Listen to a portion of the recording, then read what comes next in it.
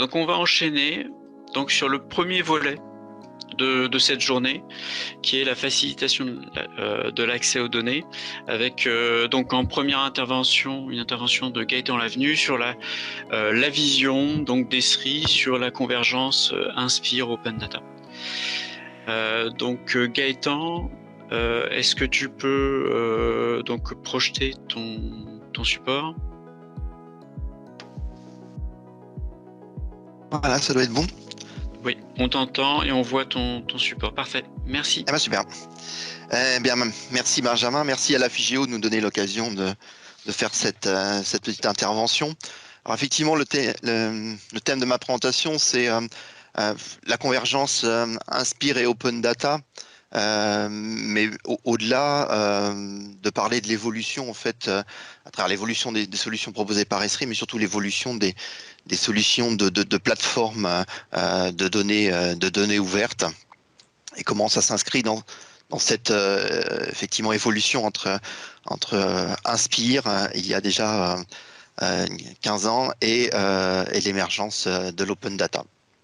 Donc on repart un petit peu du contexte Inspire, hein, histoire de repositionner les choses, même si je pense que pour le public d'aujourd'hui, ce sont des choses qui sont assez connues. Mais on parle d'une directive européenne de 2007 qui visait à créer une infrastructure de données spatiales, une ESDI pour l'Europe, autour de 34 thématiques. Et donc la définition de modèles de données et de métadonnées et de règles d'implémentation pour les services web associés, puisque l'enjeu est bien sûr de diffuser à travers des portails ces données sous forme de services web.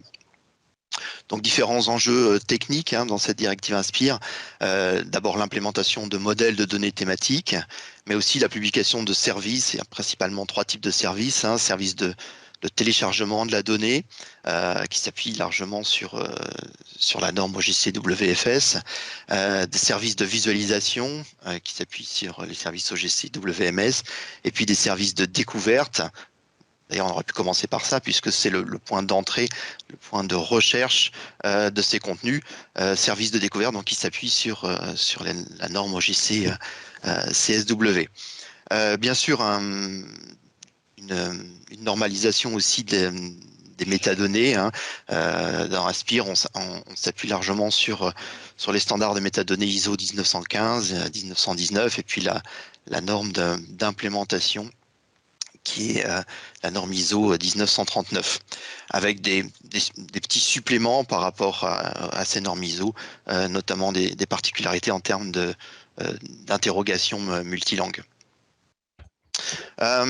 Sans vouloir rentrer dans le détail, du coup chez Esri on avait une solution historique qui existe toujours, qui est toujours une solution principale pour une implémentation complète d'Inspire.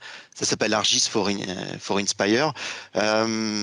L'objectif, c'est de fournir en fait différentes briques pour, d'une part, à travers des outils d'ETL et à travers des modèles de données qui sont fournis par Esri, correspondant à ces modèles de données Inspire, de construire sa base de données géographique selon cette structure de données Inspire. Ensuite, de pouvoir renseigner des métadonnées selon les standards imposés par Inspire autour de ces jeux de données, les publier sur un portail qui est le portail ArcGIS for Inspire, qui est composé en fait de 2 technologies chez Esri. La technologie ArcGIS Enterprise qui permet de servir les contenus pour leur téléchargement, mais aussi pour leur visualisation. Et puis un autre composant qui est là plus pour la gestion du catalogue de métadonnées, pour les aspects moissonnage des métadonnées et interrogation des métadonnées, et qui implémente donc les services de découverte. Donc ça, c'est la solution historique ArcGIS for Inspire. Depuis 2007, bien sûr, Inspire a évolué avec plein de phases. Alors, je vous refais pas tout l'historique d'Inspire, c'est pas le but, mais juste de se focaliser sur des étapes importantes. Donc, il y a un groupe qui s'appelle le MIGE, maintenant c'est un Implementation Group Inspire, qui suit l'évolution de l'implémentation d'Inspire, notamment avec un point important entre 2013 et 2015, qui est l'évaluation mi-parcours, qui a permis de faire un point sur l'état de l'implémentation d'Inspire et les conclusions. Alors je vous les mettrai manière très synthétique ici est que on avait une implémentation lors de ce refit qui était relativement hétérogène, incomplète par rapport notamment aux différentes thématiques, un retour sur aussi sur la complexité et l'implémentation d'Inspire qui est coûteuse. Et en fait, deux choses ont émergé, c'est le besoin d'alignement vers les stratégies open data des pays membres. Donc ça, c'était il y a déjà pas mal d'années, hein, on était aux alentours de 2014-2015. Et puis un deuxième besoin qui est un besoin de simplification, je l'ai mis entre parenthèses en anglais, le flattering des modèles de données, c'est-à-dire simplifier le modèle de données pour qu'il soit plus facilement implémentable, autrement que via des modèles UML complexes, des traductions en XML qui le sont tout autant. Dans une deuxième phase, 2016-2020, ce groupe a poursuivi avec deux actions que j'ai retenues. Il y en a beaucoup plus, mais deux actions qui sont importantes dans notre contexte. C'est la définition d'un nouvel encodage dit alternatif des données dans un format plus simple qui est le GeoJSON. Comparativement au modèle XML qui était proposé à la base, et des nouveaux modèles de données alternatives qui vont de pair, hein, qui sont donc simplifiés, aplanis, si on veut le traduire en français, qui sont définis donc en JSON. Une deuxième action importante aussi, c'est une proposition d'implémentation plus simple des services, et notamment des services de téléchargement, avec l'implémentation de la norme OGC API Feature, dont je reparlerai un petit peu après, pour les services de téléchargement. Donc ça, c'est l'évolution d'Inspire. Effectivement, tout ça, ça évolue en même temps. C'est-à-dire que pendant toutes ces années, les standards géospatiaux, eux aussi, ont évolué.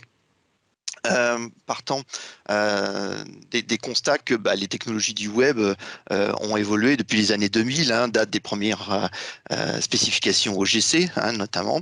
Le SOAP XML est clairement perçu depuis pas mal d'années, hein, mais c'est particulièrement vrai aujourd'hui, perçu comme trop lourd, peu développeur-friendly, peu facilement utilisable par des développeurs, et il a été largement remplacé par le couple REST, les API REST, et le format de description de données ou de métadonnées JSON. Et clairement, le besoin donc de passer à des API. Des API constituent un moyen efficace, hein, pour des développeurs de développer des applications rapidement, permet de créer des blocs plus modulaires, plus homogènes, avec des cycles de conception, de validation et de mise à jour qui sont beaucoup plus courts. Et puis, le besoin aussi d'avoir des standards géospatiaux qui sont décrits en Open API, c'est-à-dire qui sont autodescriptifs et qui peuvent être facilement compris, découverts et compris par des développeurs qui ont besoin d'utiliser. Du coup, ça nous a amené, et le travail est encore en cours aujourd'hui, hein, à de nouvelles API de l'OGC. Je ne vais pas toutes les décrire ici, mais il y en a deux qui nous intéressent dans cette nouvelle série de normes, hein. Ce sont les normes OGC API Feature, qui est, alors ça c'est pour vraiment bien positionner les choses, mais c'est un peu plus complexe que ça, mais qui est le pendant de WFS, et puis OGC API Record, qui est le pendant du CSW là encore pour faire assez simple. Pendant ce temps-là, aussi, l'accélération des démarches open data en France, hein, avec plus de 1000 organisations qui ont ouvert leurs données en France. Donc ce sont des chiffres d'Open Data France, hein, de 2021, pardon, donc c'est assez récent. Dont 750 collectivités, ce qui représente une croissance de 700% en 5 ans. Donc c'est vraiment quelque chose d'important, c'est vraiment un phénomène massif, hein, on va dire. Ça représente 250 plateformes open data, dont 41%, pour lesquelles 41% des collectivités utilisent la plateforme nationale data.gouv. Et ce qui est important aussi, c'est que les jeux de données géographiques y sont largement représentés. Pendant ce temps-là aussi, au niveau de l'Europe, devant l'émergence de ces plateformes open data, il y en a une directive européenne, Public Sector Information, hein, PSI, qui a été publiée en 2020, qui s'appelle PSI-2, qui précise en fait la manière dont on décrit un catalogue de données open data. C'est la spécification qui s'appelle DCAT-AP même plus précisément, qui permet en fait de décrire des profils plus spécifiques de la norme DCAT qui existe dans le monde de l'open data depuis très longtemps. Et évidemment, très rapidement est apparu un profil Inspire pour cette norme D4, donc pour l'interrogation du catalogue des métadonnées. Alors, je vous l'ai mis entre parenthèses, mais c'est équivalent à GeoD4 AP aussi, si c'est un terme que vous avez déjà vu. Bon, dernière chose importante à indiquer sur ce mouvement de l'open data, c'est qu'aujourd'hui, on est déjà dans une deuxième génération des portails open data qui évoluent vers des hubs collaboratifs. C'est ce que on appelle chez Esri une approche data focus qui se transforme en une approche user focus. L'idée, c'est quoi? L'idée, c'est de pouvoir gérer, exposer des métadonnées riches avec la souplesse de l'open data. C'est-à-dire que de plus en plus, on a besoin de décrire avec toute la richesse que peut avoir, par exemple, les normes de la directive Inspire, mais avec la souplesse de métadonnées que l'on a dans l'open data. Et ça passe notamment par cette norme D4 AP. Et puis également aussi l'Open API Records de l'OGC. C'est aussi exposer ces données 2D et 3D selon des standards simples et à travers des API pour que les développeurs puissent plus facilement exploiter les données. Et on est sur la réutilisabilité des données, ça c'est important. Donc ça passe par des formats très classiques dans l'open data, les shapefiles, le CSV, des interfaces REST-JSON, mais aussi donc ces normes plus simples comme OGC API Feature, OGC WNTS ou OGC I3S pour les données 3D, etc. L'évolution aussi de l'open data vers des hubs collaboratifs, c'est de valoriser les données ouvertes mises à disposition des utilisateurs par l'implémentation rapide d'apps, de data viz, d'éléments d'interface et d'interaction avec la donnée qui vont permettre de donner de la valeur à la donnée. On entend par là ne pas avoir un simple portail qui permet certes de faire de la recherche, de prévisualiser les données et de les télécharger, c'est ce que font tous les sites open data, mais d'aller beaucoup plus loin en valorisant la donnée, en la mettant en action à travers des apps, à travers des data viz pour qu'elles disent des choses, qu'elles soient compréhensibles et surtout qu'elles motivent aussi les utilisateurs à s'en emparer, à développer des nouveaux usages autour de ces données. Et puis le dernier volet, c'est la collaboration. Un hub collaboratif par rapport à un site classique open data, ça va fournir un certain nombre d'outils de collaboration pour que des portails communiquent entre eux, que des utilisateurs puissent collaborer et participer à l'élaboration de la donnée, à sa mise à jour, à sa validation. Puis enfin, l'objectif final est de fournir des outils en fait pour développer l'engagement de communauté.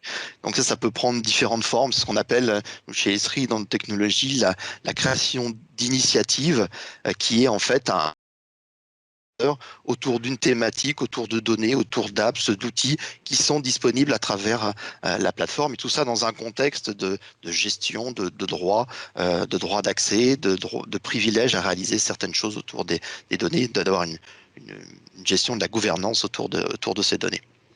Alors je vous ai mis ici quelques exemples, mais voilà. Il te reste moins d'une minute, oui, question comprise, Gaëtan. Oui.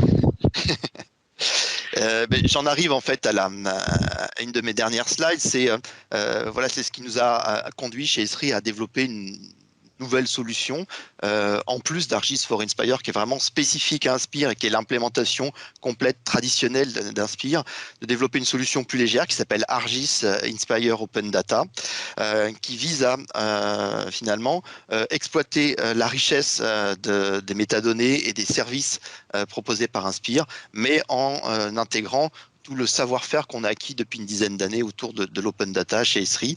Alors c'est intéressant parce que c'est une solution qui est basée sur notre plateforme SaaS, donc Argis Online, et puis la partie collaborative, engagement citoyen, Argis Hub. Donc on y retrouve les services de téléchargement, de visualisation et de métadonnées Inspire, les services de découverte, mais avec tout l'écosystème open data et la capacité à développer donc des outils d'engagement comme des data viz, le crowdsourcing, des outils complets aussi de CMS. Voilà ce qu'est aujourd'hui Argis Inspire Open Data, et qui est pour nous la nouvelle nouvelle génération de hubs de data que l'on va proposer.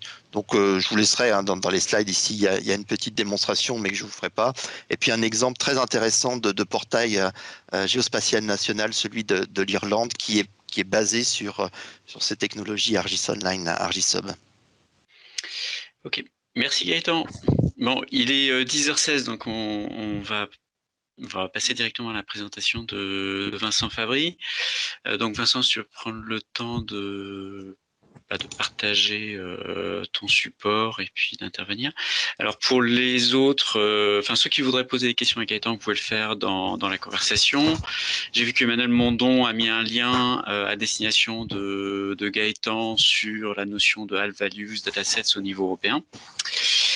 Donc voilà, donc n'hésitez pas à interagir dans la conversation. Enfin, je suis désolé, j'essaie de respecter un petit peu le planning. Donc je passe rapidement la main à Vincent qui va nous parler donc du Data Hub de Géo de France, la plateforme de données en région de France. À toi Vincent. Bonjour à tous, merci Benjamin. Vous m'entendez, vous voyez ma présentation? Oui, on te voit, on voit ta présentation, on t'entend. Parfait. Donc, je suis Vincent Fabry, l'administrateur de la plateforme Géo de France, et je vais vous présenter le Data Hub, qui est l'outil qu'on vient de mettre en place pour faciliter la découverte du patrimoine de données de Géo de France, c'est-à-dire des données qui sont produites par la plateforme ou par ses partenaires. Très rapidement, un petit aperçu de ce que c'est que Géo de France, une plateforme, une infrastructure de données géographiques à la base, une plateforme data maintenant, ouverte à tous les acteurs de la donnée avec presque 275 organismes inscrits, 700 comptes utilisateurs, et puis ce qu'on a voulu dès le départ, c'est-à-dire une animation par l'usage, notamment avec ce qu'on appelle les groupes projets, qui permet à plusieurs partenaires de travailler sur un sujet précis dans un petit groupe, voilà, et de protéger son contenu dans un premier temps et puis de l'ouvrir à l'ensemble de la communauté dans un deuxième temps.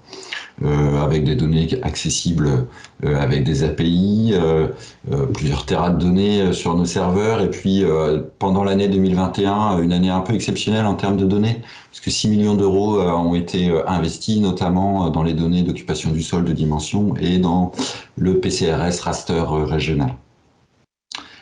Cette plateforme, elle s'appuie sur une convention cadre entre l'État et la région, qui sera révisée cette année. Et puis cette stratégie qui sera renforcée dans le contrat de plan État-région qui est en train d'être signé, un contrat de plan sur 5 ans, 2022-2027. Alors l'objectif du Data Hub, c'est d'identifier la donnée, c'est-à-dire référencer les données des acteurs territoriaux de la plateforme, du plus petit organisme au plus important, au plus grand, pour donner plus de visibilité à ces organismes et à ces données, pour savoir ce que publient les autres acteurs. C'est quand même plus économique de savoir que son voisin dispose de telle ou telle donnée et qu'on n'a ainsi pas besoin de la racheter ou de la reproduire. Et puis faire connaître, c'est-à-dire mettre en place un catalogage Inspire et Open Data. Alors la situation de départ...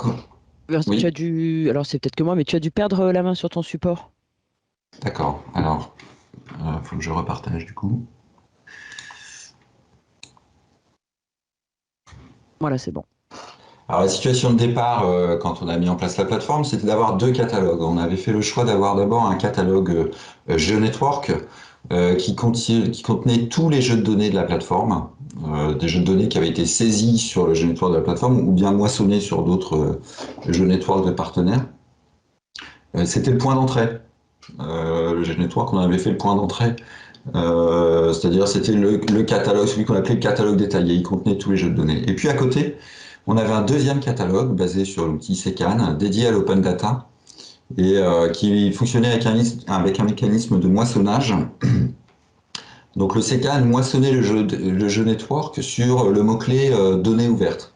Donc à partir du moment où un jeu de données avait un mot-clé données ouvertes dans GeoNetwork, il était automatiquement moissonné dans le SECAN, qui présentait comme ça un sous-ensemble des données ouvertes de la plateforme. Et on a fait un triple constat, c'est que Bon, d'abord, tous ceux qui utilisent GeoNetwork le savent, hein, l'expérience utilisateur et l'interface utilisateur de GeoNetwork est très peu satisfaisante, et compliquée à prendre en main, compliquée à comprendre. Bon, voilà, ça c'est un constat relativement partagé dans la communauté. Le deuxième constat, c'est que on avait des bugs dans ce mécanisme de moissonnage entre les deux catalogues. Ce qui a occasionné une certaine perte de cheveux de l'administrateur qui devait faire fonctionner ces deux catalogues en parallèle. Et puis le troisième constat, c'est qu'on avait des trous dans la raquette. Il nous manquait. Il y a certains catalogues de partenaires qu'on ne savait pas moissonner. Je pense notamment à des catalogues basés sur les solutions Esri ou Open Data Soft par exemple. On a donc cherché à développer un nouvel outil ce nouvel outil devait remplir plusieurs objectifs. Donc moissonner des catalogues qu'on ne moissonnait pas jusqu'alors, hein, comme je le disais, Open Data Soft, Esri. Avec un sous-objectif, c'était de récupérer les jeux de données en utilisant les API de ces catalogues pour les présenter directement à l'utilisateur. On voulait aussi moissonner correctement les catalogues GeoNetwork des services déconcentrés de l'État avec lesquels on avait quelques difficultés techniques pour présenter les ressources notamment. Hein, l'Adréal est chez nous un partenaire privilégié de la plateforme, ainsi que les DDT et les autres services déconcentrés de l'État. Donc on voulait profiter de ce travail sur DataHub pour présenter correctement les jeux de données qui étaient sur GeoIDE. On voulait aussi moissonner le catalogue GeoClip, parce que la région Hauts-de-France dispose d'un outil GeoClip, hein, qu'on a intitulé GeoTerritoire, qui présente un service de métadonnées, et qu'on voulait pouvoir moissonner, on ne le faisait pas jusqu'à maintenant. On avait un objectif évidemment d'interopérabilité, c'est-à-dire être capable de moissonner et de se faire moissonner dans les différents formats ISO et D4. Un des objectifs principaux était évidemment d'avoir une IHM, une interface homme-machine de saisie, de recherche et de consultation améliorée et accessible. On voulait donc s'affranchir au maximum de l'interface directe de GeoNetwork, puisque maintenant, je peux le dire, le catalogue unique, la solution technique qu'on a choisie pour le DataHub, c'est de rester sur GeoNetwork. Et une version récente de GeoNetwork est le GeoNetwork 4, qui sera donc le catalogue unique, mais qu'on ne veut pas montrer à l'utilisateur. Le DataHub, c'est donc un outil qui permet d'exposer les jeux de données qui sont dans GeoNetwork à l'utilisateur sans lui montrer GeoNetwork. Et tout en se rapprochant d'exemples d'interfaces qu'on aimait bien, hein, on aimait bien la façon dont Open Data Soft ou Data Grand Lyon présentaient leurs données. Et puis un objectif final, mais qui est un objectif général hein, dans les outils qu'on fait développer sur la plateforme, c'est d'avoir un outil open source. Alors quels ont été les travaux réalisés pour atteindre tous ces objectifs? Un premier travail sur les normes de métadonnées qui a été réalisé par notre assistance à maîtrise d'ouvrage. De comparaison des différents formats. Gaëtan Lavenu les a cités dans sa présentation tout à l'heure. On parle d'ISO bien sûr, mais en Open Data de D4, D4AP, GeoD4AP, StatD4. Donc voilà, il y a eu un gros travail fait de comparaison des différents formats et comment techniquement on peut faire pour passer d'un format à l'autre. Et puis ensuite, il y a eu un deuxième travail plus concret, plus visible en tout cas, celui-là, c'est le développement du DataHub en lui-même, avec une première phase pour développer les moissonneurs spécifiques vers Open Data Soft, Esri, GeoIDE. Puis une grosse réflexion sur comment on fait pour présenter les jeux de données de GeoNetwork de façon agréable pour l'utilisateur. Et donc pour ça, il y a eu un travail avec une designeuse UI UX, hein, expérience utilisateur, interface utilisateur, une démarche de co-design, c'est-à-dire que on a invité des utilisateurs de notre plateforme et puis ainsi que de plateformes voisines à venir travailler sur ce design avec un certain nombre d'interviews qui a été fait d'utilisateurs avec des profils différents, de simples utilisateurs, d'administrateurs, de producteurs de données. Il te reste 5 minutes. Bon, je me dépêche.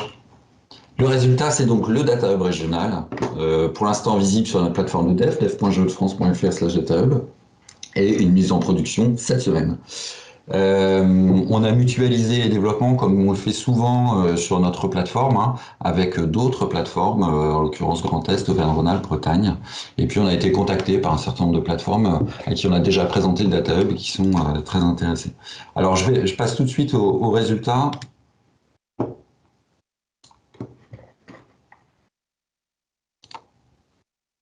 Et je vais partager mon navigateur avec le Data Hub ouvert. Voilà, donc aujourd'hui, le Data Hub, c'est une page web qui présente les différents jeux de données qui sont dans le jeu network, qui ont été saisis dans le network ou moissonnés. Si je vais chercher la donnée sur les SCOT en Hauts-de-France, le jeu de données se divise en 4 sections. Une première section à propos, où on va voir le résumé, les mots-clés, la généalogie, les dates importantes et puis les conditions d'utilisation. Une deuxième section avec un aperçu carto de la donnée dans lequel on peut naviguer. C'est juste un aperçu, voilà, pour voir à quoi ressemble la donnée. Et puis la même chose sous forme tabulaire. Une troisième section où on va pouvoir récupérer les jeux de données avec une section de téléchargement qui s'appuie sur les API disponibles. On voit en l'occurrence ici que les ressources sont disponibles via l'API WFS. Mais il y a aussi des jeux de données qui sont publiés à plat, on pourrait dire. Là, le premier fichier CSV, c'est un fichier qui a été déposé à côté du jeu de données. Et puis une dernière section qu'on a appelée lien, avec des ressources relatives à ce jeu de données qui peuvent aider à comprendre mieux ce jeu de données. Ensuite, des liens vers les API, donc les liens vers les services web, en l'occurrence ici WMS et WFS, et puis des liens vers des fiches associées. Automatiquement, GeoNetwork a détecté que ces fiches pouvaient avoir un intérêt pour l'utilisateur. Donc ça, c'est une fiche qui a été saisie dans le GeoNetwork. On peut aller voir très vite une fiche qui a été moissonnée depuis l'Open Datasoft de la métropole européenne de Lille, et elle va être présentée de la même manière avec d'abord une section à propos, puis une section aperçu carto et tabulaire, les téléchargements et les fiches associées. Et puis, si je vais chercher une fiche qui a été moissonnée depuis un catalogue Esri, c'est le catalogue d'Atmo Hauts-de-France. Voilà, où on va récupérer le même genre de présentation sur le jeu de données. Il nous reste des choses à faire dans ce Data Hub. Tout n'est pas terminé.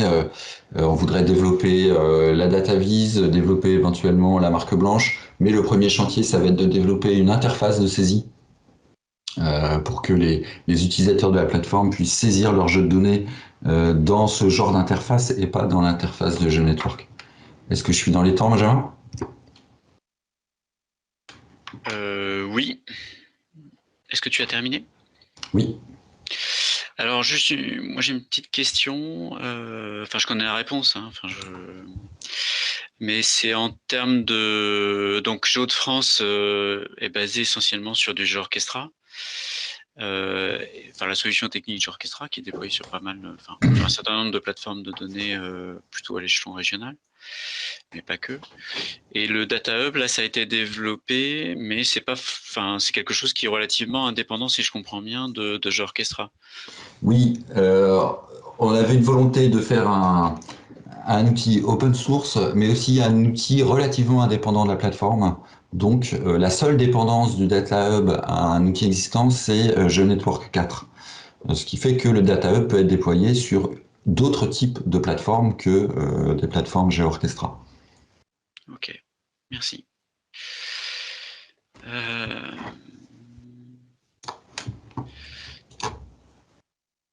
Bon, je vois pas de questions, enfin il est 10h30, je vois pas de questions qui te seraient directement adressées là en l'état dans la conversation. Enfin toujours pareil, n'hésitez pas à poser vos questions dans la conversation et puis je pense que Vincent prendra le temps d'y répondre. Oui, et puis sinon vincent.fabry@hautefrance.fr. Ok, bah, merci Vincent. Donc là, je vais passer la main à Sébastien Diaz pour une présentation sur le catalogue Open et Geo Data unifié de Pygma. Sébastien, si tu es là, Oui, bonjour. Bonjour. Donc tu peux partager ton support et puis, Bon, je vais le partager sinon. Et puis y aller directement. Donc pendant que Sébastien se connecte, il y a une question pour toi, Vincent, de l'eau qui est dans la conversation. C'est bon? Oui, c'est bon, tu peux y aller. Je vais y voir.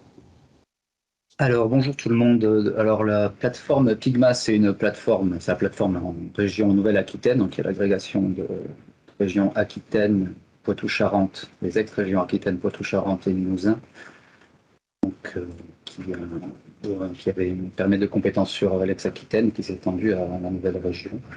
Donc, cette plateforme est portée par le groupement d'intérêt public, aménagement du territoire et gestion des risques. Et c'est une instance décisionnelle qui porte la plateforme, c'est fait via une instance de concertation qui regroupe à peu près les mêmes membres que le groupement d'intérêt public, à savoir les SDIS, la région, l'État, les structures de défense des forêts contre les incendies, l'ONF, etc. Donc, je vais, pour évoquer un petit peu la convergence Inspire Open Data et voir, on va brosser un petit historique de la plateforme Pygma et voir comment on est arrivé à un nouveau projet de plateforme Pygma dont la version bêta va être disponible pour les partenaires demain. Donc voilà, un timing un peu parfait avec ce webinaire. Du coup, il y a eu 3 étapes dans la plateforme Pygma. Il y a du vent, là je ne sais pas quel micro est ouvert. Ah, c'est bon. Donc 3 grandes étapes.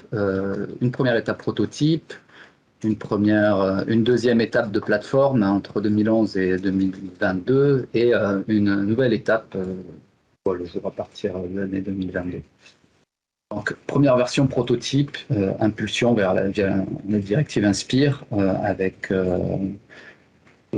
plusieurs outils qui sont mis en place à la réflexion. Donc des visionneuses cartologiques.fr, ce sont des outils qui sont développés en interne, en intranet, en extranet, pardon, moi j'ai pas de gérer.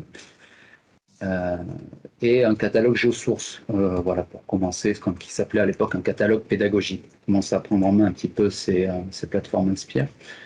Et un marché qui est passé à l'époque pour avoir une plateforme. Donc le choix de ce marché est porté sur la solution GeoOrchestra à l'époque. Pourquoi GeoOrchestra? Parce que c'est une plateforme à l'époque toujours d'ailleurs interopérable, donc accès OGC qui répond à la directive Inspire. Et qui, en plus de ça, propose un outil, une agrégation d'outils, catalogue GeoNetwork, visionneuse MapFishApp, serveur cartographique GeoServer et un site éditorial à l'époque, autour d'une authentification unique. Donc ce sera une plateforme qui a été initiée par GeoBretagne et qui sera reprise par Pygma et par d'autres régions, comme les Hauts-de-France, qui est à l'époque Pépige et je ne sais plus l'autre. Sur le Nord-Pas-de-Calais, Géopal, pardon, pas Géopal. Donc, des plateformes qui vont être reprises dans d'autres régions. Dans une version initiale, on avait du coup un CMS, un visualiseur carto et un GeoNetwork pour simplifier pour l'utilisateur. Donc, tous ces outils sont accessibles autour d'une authentification unique. Et on a du coup quelque chose d'assez simple.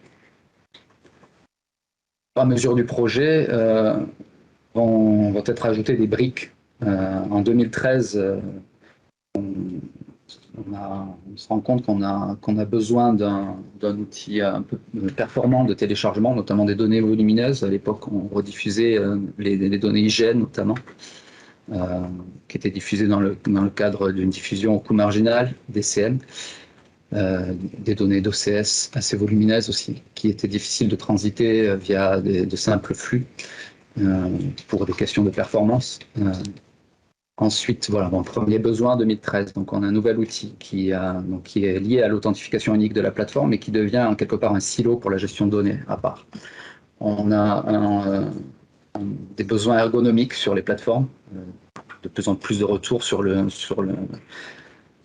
l'expérience utilisateur nous sont remontés. Donc, on va décloisonner le CMS de la plateforme pour avoir un CMS plus convivial, basé sur WordPress. On va intégrer l'outil développé par Joe Bretagne, mViewer, dans la plateforme dès les débuts de l'apparition de cet outil, version 1 du mViewer, en 2016. Et en 2018, pour répondre aux objectifs de la loi Le Maire, on va déployer un catalogue Open Data basé sur CKAN et intégré à l'environnement Jorchestra pour arriver finalement à une architecture complètement différente du Jorchestra initial, complètement, pas forcément, mais une architecture modifiée et complexifiée, où on va avoir deux catalogues, un catalogue Open Data et GeoNetwork. Donc, c'était un peu les mêmes fonctionnements que ce que Vincent a évoqué pour le Geo de France. On avait des communications, mais des bugs, des limites. Donc, on a des retours positifs sur l'utilisation du catalogue Open Data CKAN, mais une incapacité à se reposer uniquement sur cette solution, notamment pour la gestion de droits et pour la gestion Inspire.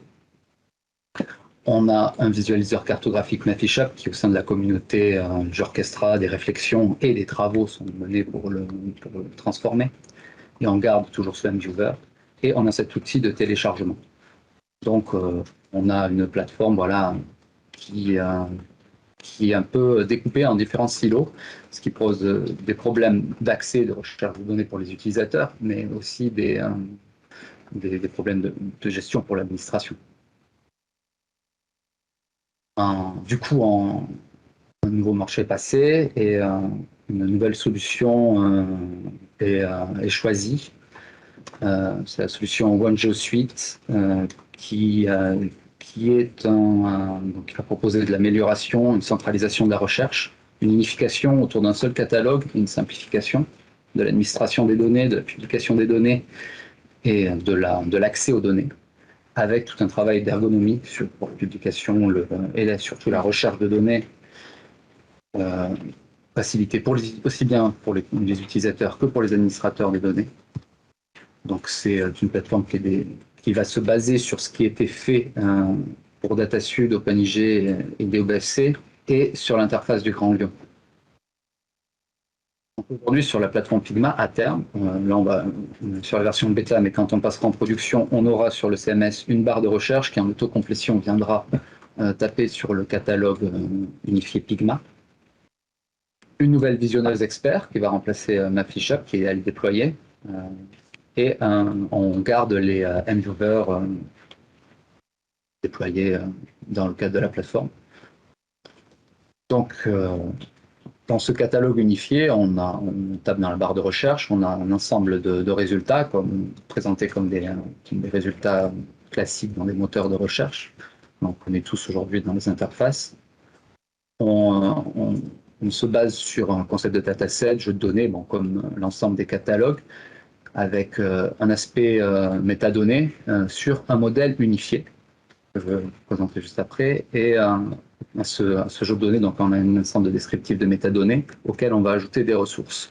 Donc une ressource principale, qui va être celle qui va être mise en valeur dans de la prévisualisation pour du téléchargement, et des ressources annexes, qui peuvent être la déclinaison de la ressource principale en différents formats, ou des documentations associées au jeu de données. Donc on a choisi de proposer un modèle de métadonnées simplifié qui était à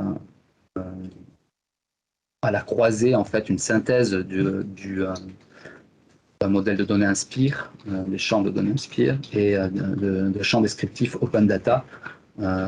J'entends champ descriptif Open Data, le modèle présent de référence, que l'on considère de référence, celui de data.gouv.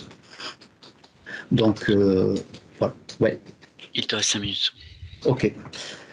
Je ne vais pas rentrer dans les détails, mais voilà, par exemple, on reprend des notions Inspire comme préconisation d'usage, des notions Inspire comme la généalogie, que l'on nomme mode de constitution, Voilà, et il y a un modèle d'appariement. On garde GeoNetwork en back-office pour rester compatible et Inspire pour les utilisateurs qui veulent faire de la saisie Inspire, et également pour avoir un point de mentionnage CSW des jeux de données du catalogue.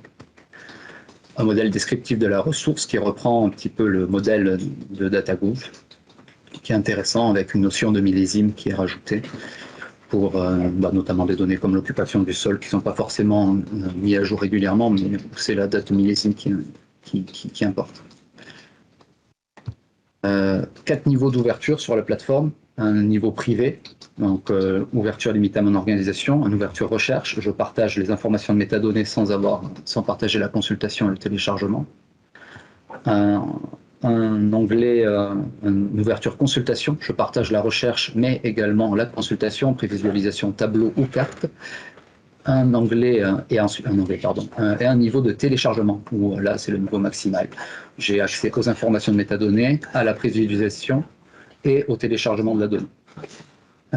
Pourquoi ça? Donc on ne manipule pas que des données publiques dans Figma, on manipule aussi des données de filière viticulture aux forêts. Donc c'est important aussi d'avoir ce niveau de granulométrie de droit.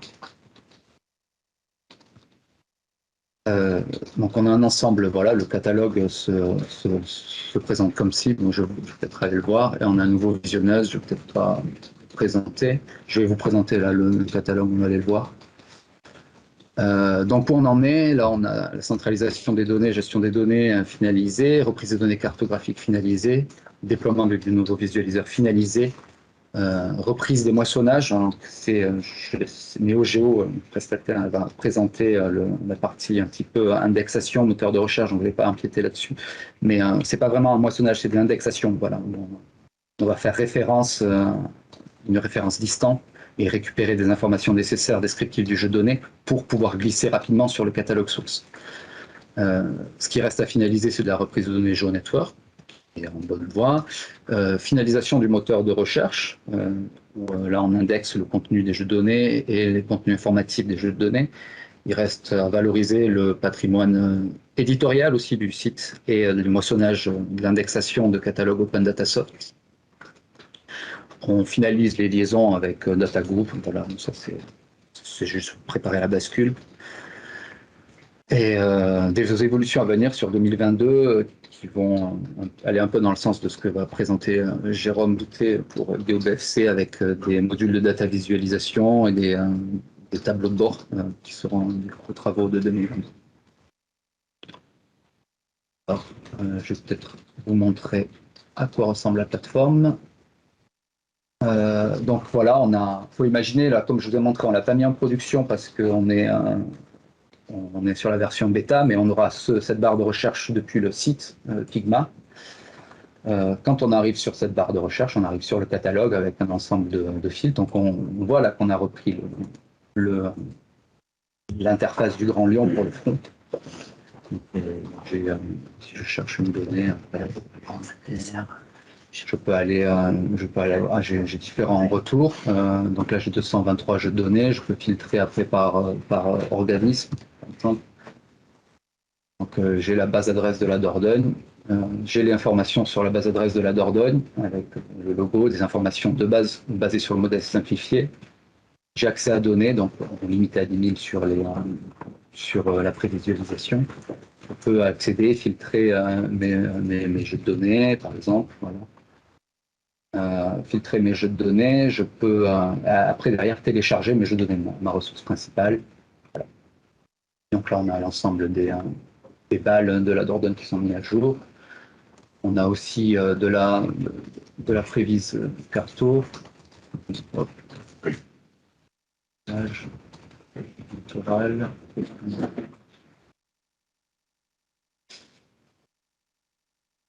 Ah, voilà. Donc là, on a une prévisualisation cartographique des plages, du projet qu'on a fait avec République Littorale. Pour la description de plage, on peut aller télécharger ces données pour les avoir dans différents formats. Et on peut avoir accès aux onglets API. Là, en l'occurrence de la donnée géo, on va avoir les flux j'essaie d'accès au jeu de données. Voilà. Ma présentation, j'ai fini. Juste pour dire, j'avais pas, ça a été évoqué dans différentes présentations. Je n'ai pas parlé dans la présentation là, mais sur les aspects interopérabilité, ça reste quand même au centre des réflexions. L'interopérabilité pour consommer de la donnée externe, ça reste l'indexation pour rapatrier des informations au sein de la plateforme. Mais c'est plutôt les indexer plutôt que les rapatrier en dur. Et pour nous envoyer des données à d'autres plateformes, notamment DataGouv ou à d'autres plateformes, le principe ce serait d'avoir un modèle de données maison, voilà, et on expose les données dans le format, le standard consommé par DataGouv, le standard consommé par CKM. Voilà. Voilà l'esprit. Juste pour vous montrer un aspect indexation, peut-être. Non, il est déjà 10h46. Je pense qu'on va s'arrêter là. Donc ceux qui veulent effectivement poser des questions à Sébastien Dias peuvent le faire, hein, soit par email. Enfin, je crois qu'on avait dit qu'on mettrait à disposition, hein, les coordonnées de chacun. Okay. À disposition des participants ou dans la conversation. D'ailleurs, il y a une question de Loïc Hay, je ne sais pas à qui elle s'adresse en fait. Est-ce que c'était pour Vincent Fabry ou Sébastien Dias? Je n'ai pas trop suivi. Enfin, précisez à qui vous adressez votre question dans la conversation. Je te remercie Sébastien pour cette présentation. Benjamin, juste pour conclure, c'est aspect ergonomie, simplification, où on va de plus en plus vers des outils techniques administrateurs pour aller vers des besoins de simplification et d'ergonomie. D'accord, très bien. Merci Sébastien. Donc là, je vais passer la main à l'intervenant suivant qui est François Van der Biest. François, oui, je vois que tu es là, tu as partagé. Tu peux y aller pour présenter DataFeeder. Bonjour à tous, est-ce que vous m'entendez bien? Oui. Super. Alors, moi c'est François Van der Biest, je travaille à Camp2Camp, je ne représente pas Camp2Camp. Par contre, aujourd'hui, je suis là pour vous parler d'une application qui s'appelle DataFeeder. Alors, j'entends des bruits. Est-ce que tout le monde peut se mettre en mute? Merci. Donc, cette application DataFeeder, c'est une application qu'on a voulu très simple, à la portée de tous. Et l'objectif ici, précisément, c'est d'alimenter une infrastructure de données géographiques. Alors, on a bien compris que certains utilisateurs trouvent que GeoNetwork est trop compliqué. C'est vrai que saisir des métadonnées peut demander un niveau de technicité certain avec l'outil. Alors, on cherche à répondre à cette remarque-là et aller vers un outil beaucoup plus simple. Donc, comment on fait pour permettre à des utilisateurs de déposer de la donnée et de la cataloguer dans une infrastructure de données géographiques, vraiment en la mettant à la portée de tout le monde. Donc, ce qu'on a fait, c'est qu'on a fait un outil qui permet de combiner l'upload de la donnée avec l'édition de la métadonnée. On fait tout dans la foulée. C'est vraiment très intégré. Donc, ça répond à la critique que j'ai pu entendre de j'ai orchestré un outil qui est composé de silos qui ne parlent pas ensemble. Voilà, le développement de cet outil vise à justement rapprocher les API pour fournir une interface unifiée qui permet de déposer de la donnée. Alors pour ça, on tire parti des informations qu'on connaît déjà. C'est vrai que quand on est identifié au sein d'une infrastructure de données géographiques, finalement, il y a déjà des informations qu'on connaît sur l'utilisateur et puis sur celles également qu'on peut obtenir. Par exemple, si on upload le jeu de données, on va pouvoir extraire de l'information du jeu de données et déjà pré-remplir la fiche de métadonnées. Et on a surtout voulu travailler sur l'ergonomie pour rendre plus sympathique la saisie de métadonnées, vraiment gamifiée, hein, que ce soit presque addictif de saisir de la métadonnée. Oui, je pèse mes mots. Alors, on a tiré profit de l'infrastructure de données géographiques. On se base sur GeoOrchestra, qui est bien connu, vous connaissez pour sa robustesse, la modularité, les API. Je ne développe pas. GeoOrchestra, je rappelle, on a déjà parlé plusieurs reprises aujourd'hui, mais quand même, c'est l'infrastructure de géographique libre, interopérable, modulaire, qui a été démarrée en 2009 par GeoBretagne et qui a été développée, qui a vraiment pris son essor en 2010 avec la plateforme Pygma et pour répondre aux besoins de la directive Inspire. Elle est construite sur les épaules de géants, entre guillemets, hein, qui ont chacun leur propre communauté, GeoServer, GeoNetwork, et d'un SSO, Single Sign-On, donc une authentification unique, qui est basée sur CAS. Elle offre des services, donc les services OGC, bien évidemment, que vous connaissez, qui ont été rappelés, Et elle offre des services au-delà de ça, de visualisation, d'extraction et d'administration. Et surtout, on voit maintenant que c'est une base solide pour des applications métiers. Je pense notamment au cadastre, à l'urbanisme, etc., qui ont été notamment propulsées par des plateformes comme Rennes Métropole. Alors, elle est largement déployée dans des régions, dans des départements, dans des métropoles, également dans le privé, et puis des organismes de recherche. Alors, le data feeder, à quoi ça ressemble? Ça ressemble à ça. Donc, vous voyez une interface qui est assez agréable à voir. Et ça, c'est la page d'accueil. Donc, bon, elle est en anglais ici. Elle invite l'utilisateur à déposer son jeu de données. Alors, pour la suite, je vais passer sur une démonstration. Oh, pardon.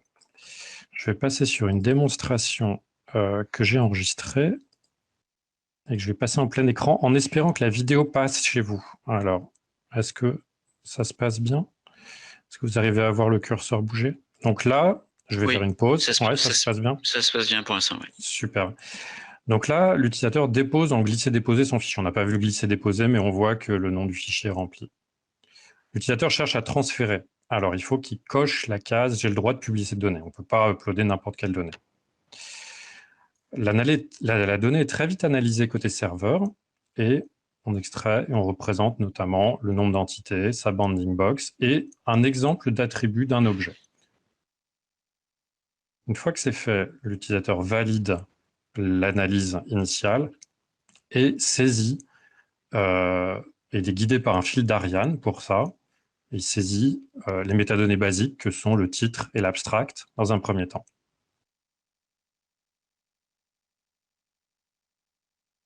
Il y a toujours possibilité de revenir à l'écran précédent ou d'aller à l'écran suivant. Vous regardez dans le coin supérieur droit de l'image, vous voyez que je suis identifié sur la plateforme. Vous voyez, je peux me déconnecter. Ça veut dire que n'importe qui ne peut pas déposer de la métadonnée. Il faut vraiment être connecté et c'est important parce que ça fournit un certain nombre d'éléments de renseignement pour la fiche de métadonnée qui va être créée. Donc, il y a les mots-clés, la date de création de la donnée. Voilà, vous avez la date de création de la métadonnée, ce sera la date du jour au moment où il y aura le processus au moment où l'utilisateur saisit. Voilà, là, c'est le champ généalogie qui permet de décrire le processus utilisé pour créer la donnée. Donc vraiment, on guide l'utilisateur par la main, on le prend par la main et on lui permet d'uploader sa donnée et sa métadonnée. On lui présente un résumé de sa saisie et quand l'utilisateur clique sur « Publier », il peut toujours revenir en arrière, bien évidemment, on voit une progression du processus de publication et tout de suite, il a accès à la fiche de métadonnées et à la visualisation de la donnée. Donc, il peut vérifier que l'ensemble a été bien saisi. Donc là, on tombe sur une fiche de métadonnées GeoNetwork classique, conforme à Spire, avec les liens données, enfin métadonnées vers données, et toutes les informations qui ont été saisies se retrouvent ici. On retrouve le point de contact, qui est l'utilisateur ayant connecté à l'infrastructure de données géographiques, ayant fait la saisie. Voilà. Et on accède à un visualiseur léger qui permet de présenter la donnée. C'est le visualiseur proposé par GeoServer par défaut, mais d'autres visualiseurs sont configurables. On a également la possibilité de re-soumettre une donnée dans la foulée. Je soumets une autre qui est une donnée non conforme, randomjunk.zip. Voilà, l'outil détecte la qualité de la donnée. Là, j'upload un nouveau jeu de données qui n'a pas de système de projection, qui est inconnu. Dans ce cas-là, l'outil lui dit le système de projection est inconnu, est-ce que vous pouvez le sélectionner? Alors là, il y a une liste déroulante qui n'apparaît pas. On peut choisir parmi plusieurs systèmes de projection. Et à chaque fois, la carte permet de confirmer la bonne position. L'encoding également, regardez, l'encoding peut être modifié à la volée jusqu'à aboutir au bon encoding, avec un retour vraiment immédiat par rapport à la saisie. Donc je ne vais pas aller plus loin, parce que ce ne serait pas forcément utile. Je vais revenir à ma présentation. Hop, voilà. Alors, la première question qui peut venir, c'est comment on crée une métadonnée ISO avec vraiment aussi peu de champs. Alors, comme je vous l'ai déjà indiqué, on va superposer les informations en provenance de plusieurs sources. La première source, c'est un modèle de métadonnées. Il faut imaginer ça comme la base. L'administrateur du data feeder peut fournir un modèle de métadonnées qui va servir à toutes les saisies. Ensuite, on vient rajouter par-dessus les informations qu'on a extraites du jeu de données, par exemple la bounding box, ce que l'on sait de l'utilisateur qui fait le dépôt, le processus de dépôt, et puis le processus de publication en lui-même vient apporter des informations supplémentaires. Et puis, tout ce qui a été saisi dans le cadre du formulaire de type wizard.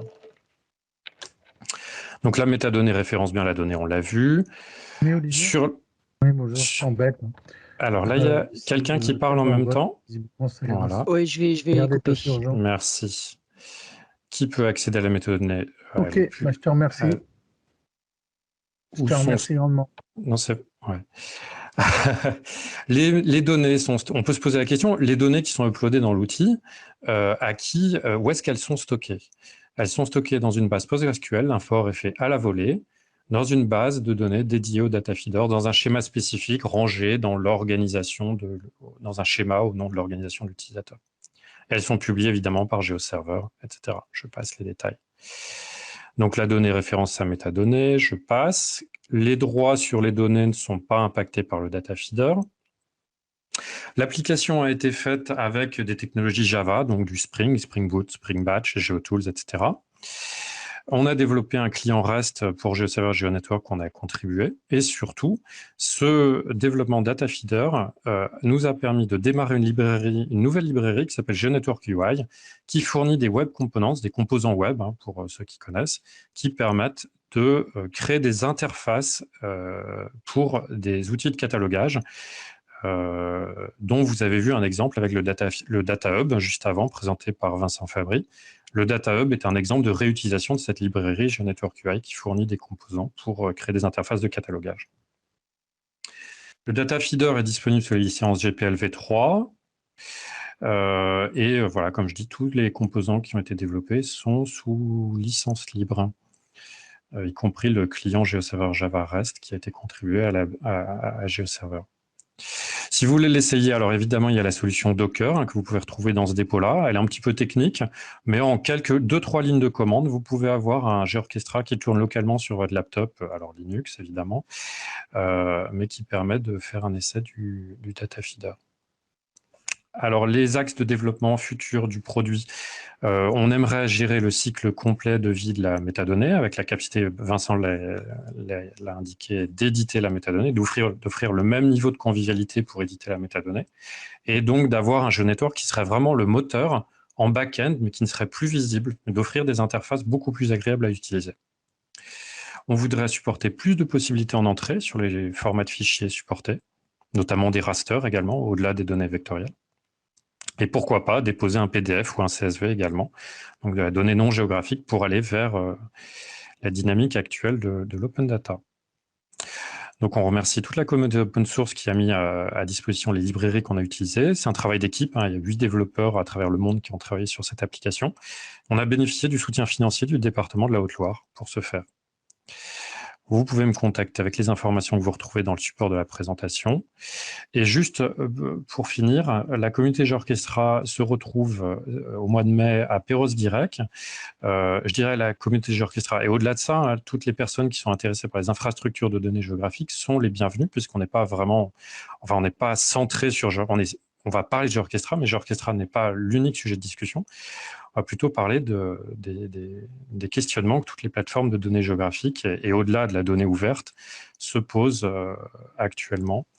Donc, vous êtes les bienvenus pour rencontrer la communauté et prolonger les discussions qu'on a aujourd'hui à cet événement. Voilà, je vous remercie. C'est la fin de ma présentation. Merci François. Merci d'avoir permis aussi de rattraper le retard qu'on avait un petit peu accumulé lors des précédentes présentations. Voilà, regarde aussi s'il y a des questions qui te concernent dans la conversation. Et puis aussi, merci d'avoir rappelé tes coordonnées si jamais les gens veulent te contacter ultérieurement.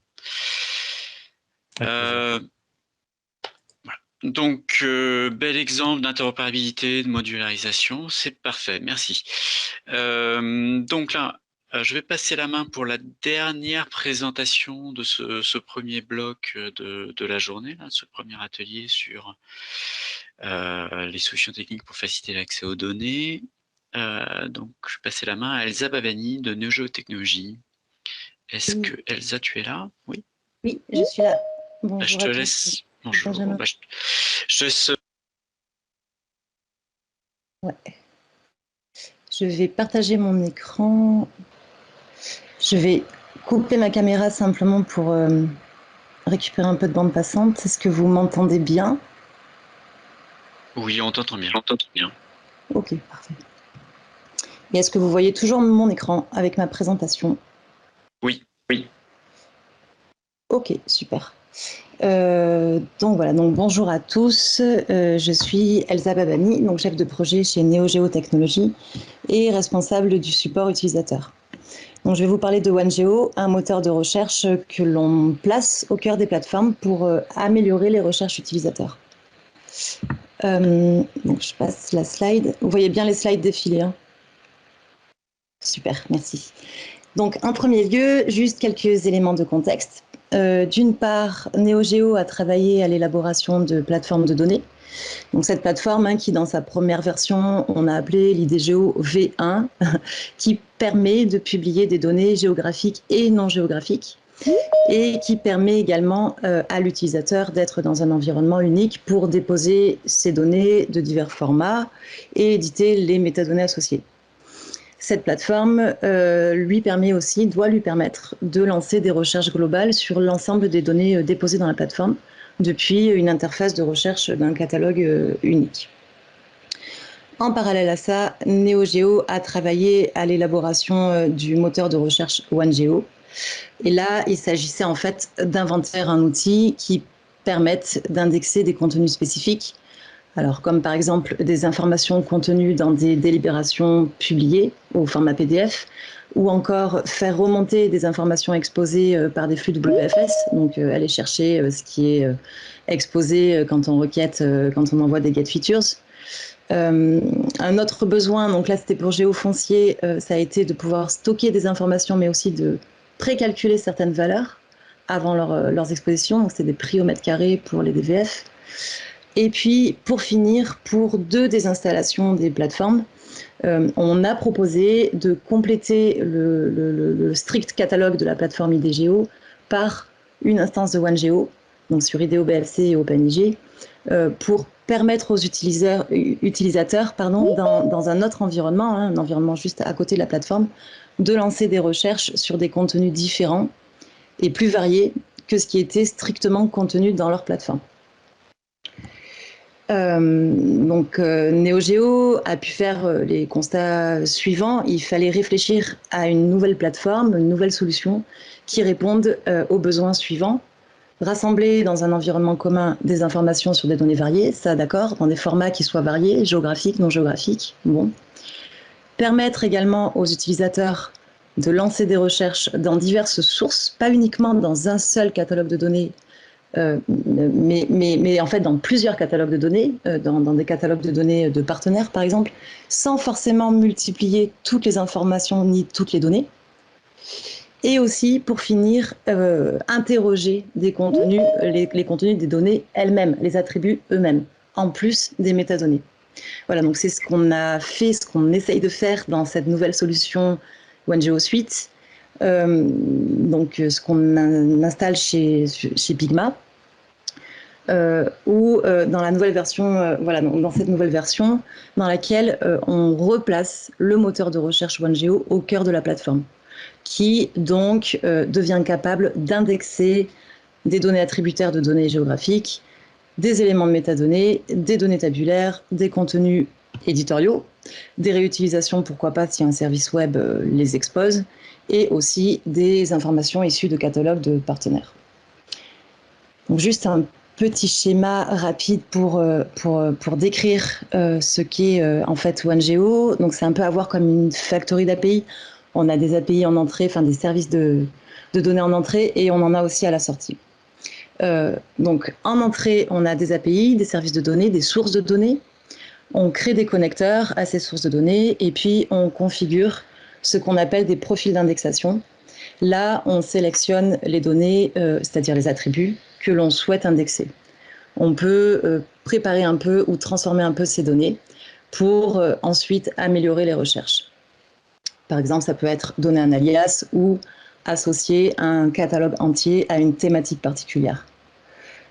Ensuite, on stocke tout ça en base de données Elasticsearch et on passe à la configuration de la recherche. C'est-à-dire que là, on spécifie comment les résultats doivent être restitués et aussi quelle priorité on souhaite accorder à tel ou tel contenu. Est-ce qu'un titre vaut plus qu'une description, etc., etc. Et ensuite, pour finir, on déclare une URL grâce à laquelle on pourra interroger OneGeo. Donc on a bien une API en sortie qu'on va pouvoir interroger et on va pouvoir affiner les recherches en passant des paramètres dans cette URL. Voilà, donc si je continue, voilà, je vais illustrer mes propos avec des petites démonstrations. Alors, je m'échappe de là et que j'aille sur mon navigateur. Voilà, vous voyez toujours mon navigateur. Oui, on voit toujours ton navigateur. Super, merci. Donc voilà, donc avec OneGeo, le but, c'est vraiment d'obtenir des résultats qui soient le plus proches possible des préoccupations des utilisateurs, pour lui éviter de jongler avec des jeux de données ou des noms qui ne lui parlent pas. L'utilisateur peut du coup taper des termes qui lui parlent, qui sont plus proches de ses préoccupations. Donc par exemple, là je me rends d'abord sur le portail du Grand Lyon, où il y a un OneGeo qui tourne comme sur Pygma ou sur le portail de la connaissance vidéo BFC pour restituer les résultats aux utilisateurs. Et que, admettons, je lance une recherche, je tape un nom de rue à Lyon, donc la rue Garibaldi. On voit qu'il y a un certain nombre de fiches qui remontent. Si par exemple, je prends, pourquoi pas celle-ci, les sites de compostage partagés de la métropole de Lyon, et que je recherche dans la page le terme Garibaldi, en fait, je vois bien que je n'ai pas ce terme-là qui est mis en avant, qui est cité dans la fiche de métadonnées. Le mot Garibaldi est ressorti parce que c'est dans les données que ce terme est cité. Donc là, c'est le cas d'une donnée géographique. Voilà, j'ai 2 enregistrements qui utilisent ce terme-là, Garibaldi. Donc, la donnée m'est proposée à l'issue de ma recherche. De la même façon, sur Pygma, si par exemple je m'intéresse à ce qui se passe autour du bois et que je lance une recherche sur le bois et que pour changer par rapport à ce que j'ai fait dans le Grand Lyon, je recherche plutôt une donnée non géographique. Voilà, je sais que j'avais déposé une donnée pour test qui s'appelle test CSV. Je sais que c'est pareil, dans cette métadonnée, à aucun moment le terme bois n'a été saisi. Par contre, dans les données, j'ai bien ce terme-là, ce mot-là qui est noté, qui est dans les attributs, et du coup, cette fiche m'est proposée. Si je retourne à ma recherche initiale sur le bois, je vois que j'ai aussi des fiches de métadonnées, par exemple celle-ci, qui sont a priori publiées par la DREAL. Voilà, si je rentre dedans, je vois que en fait, je n'ai pas de données associées à cette fiche de métadonnées. Il s'agit de simplement une fiche de métadonnées qui provient d'un autre catalogue qui a été indexé ici. J'ai par contre le lien pour me rendre directement sur la fiche source, le catalogue source, et du coup peut-être récupérer les données directement sur ce catalogue source. Donc j'ai pas multiplication de la donnée dans Pygma. On peut aussi indexer d'autres types de contenus. Par exemple, si cette fois je vais sur le portail de la connaissance de vidéo BFC, où donc je sais il y a une installation de OneGeo à côté de la plateforme. Quand on se penche un peu sur ce qui a été fait, on voit qu'il y a d'autres types de contenus que les informations issues de la plateforme qui remontent. On a des actualités, on a des événements, des réutilisations, des documents études, etc. Voilà, donc on peut présenter des contenus éditoriaux, des articles, des éléments rédactionnels publiés par le site web d'une collectivité. voilà, donc il y avait autre chose que je voulais vous montrer par rapport à ça, c'était le management, l'administration en fait d'un tel outil. Effectivement, c'est important de laisser mettre l'administrateur de la plateforme de choisir qu'est-ce qu'on indexe et qu'est-ce qu'on n'indexe pas. Effectivement, c'est lui qui va le mieux connaître les données et savoir quelles informations il faut pouvoir restituer. Du coup, on travaille actuellement à la réalisation de l'interface d'administration qui ira avec OneGeo Suite et qui sera rendue disponible aux administrateurs. Bon, pour l'instant, cette interface, je ne l'ai pas encore à présenter parce qu'elle n'est pas finalisée. Mais par contre, pour vous montrer à quoi ça pourrait ressembler, je peux me baser sur ce qu'on a fait pour justement le OneGeo installé sur IDEO BFC, où on peut considérer que ce manager est un peu comme un prototype pour ce qu'on va développer pour la solution OneGeo Suite. Donc en fait ici voilà, je suis dans l'interface d'administration de OneGeo et comme je l'indiquais dans mon schéma, j'ai plusieurs étapes. Donc la première ici, c'est la définition des sources de données où je vais pouvoir me connecter vers des flux, vers des services, vers des API qui exposent des informations externes ou internes à la plateforme. Par exemple ici, j'ai la source de données qui provient de DataOSU. C'est une source extérieure, c'est un catalogue partenaire de IDEO BFC. Ensuite, ici, dans cet onglet, l'onglet suivant, j'ai la définition des index. Donc, c'est là où l'utilisateur, l'administrateur qui connaît la donnée peut choisir ce que l'on va indexer. Donc, par exemple, si je regarde ce qui a été fait pour DataOSU, ce catalogue DataOSU et cette indexation, bon, je vois que c'est réindexé tous les jours et je vois qu'un certain nombre de champs ont été sélectionnés, enfin, ont été conservés pour l'indexation. On voit ici aussi qu'il y a, il est possible de rajouter des attributs supplémentaires, d'associer des informations à ces valeurs-là qui vont être indexées. Ça a été le cas ici où on a rajouté la clé source pour laquelle on a associé la valeur autre catalogue. De fait, tous les contenus de ce catalogue-là se retrouveront dans la facette de recherche autre catalogue si je clique ici dans la facette source. Ouais. Il te reste 2 minutes. Ouais, c'est parfait. J'ai bientôt fini. Voilà, donc ça c'était pour en gros l'indexation et ensuite on passe à une étape un peu plus poussée qui consiste à définir comment est-ce qu'on priorise la restitution de la recherche. Donc là par contre c'est un peu plus touchy, il faut connaître un peu, avoir la possibilité de créer des templates Elasticsearch pour la recherche et c'est là qu'on va vraiment prioriser est-ce qu'on fait remonter les titres, les descriptions, etc., etc. Et donc, à la fin, on obtient une API.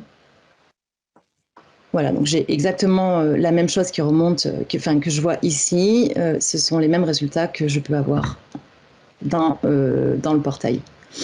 Voilà.